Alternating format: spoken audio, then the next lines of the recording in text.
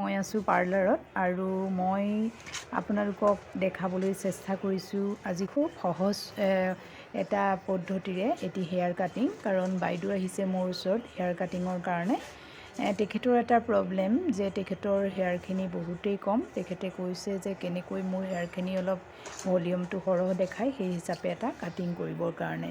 কিন্তু ইমান কম হেয়াৰত এনেকৈ অলপ ভলিউম বঢ়াবৰ কাৰণে কাটিং কৰিবলৈ বহুতেই অলপ জটিল।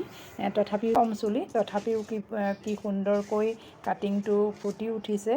গতিকে আপোনালোকেও মন বেয়া নকৰিব। বহুতেই ভাবে যে খুব কম চুলিত হেয়াৰ কাটিং ভালকৈ নহয়, বা ষ্টেপ কাটৰ ইচ্ছা সকলোৰে থাকিলেও ভাবে যে মোৰ খুব পাতল চুলি, এই পাতল চুলিত কেতিয়াও ষ্টেপ কাটিং নহয়। গতিকে মই ক'ব বিচাৰোঁ যে যিমানেই কম চুলি নহওক, সহজ পদ্ধতিৰে কৰিব পৰা যায়। যিমানেই কম চুলি হওক এটি সুন্দৰভাৱে ষ্টেপ কাট। গতিকে আপোনালোকে দেখিছে, মই আপোনালোকক দেখাইছোঁ এই কাটিংটো কিমান সহজতে হৈ পৰিছে ইমান কম চুলিতে। মই হেয়াৰ ৰুলাৰ লগাইছোঁ, চাওকচোন হেয়াৰ ৰুলাৰ লগোৱাত কিমান সুন্দৰ ছেটিং হৈ গৈছে। আৰু যদি আপোনালোকৰ ভাল লাগিছে তেতিয়াহ'লে এটা লাইক কৰিব। আজিলৈ মই ভিডিঅ'টো সামৰিছোঁ। ধন্যবাদ।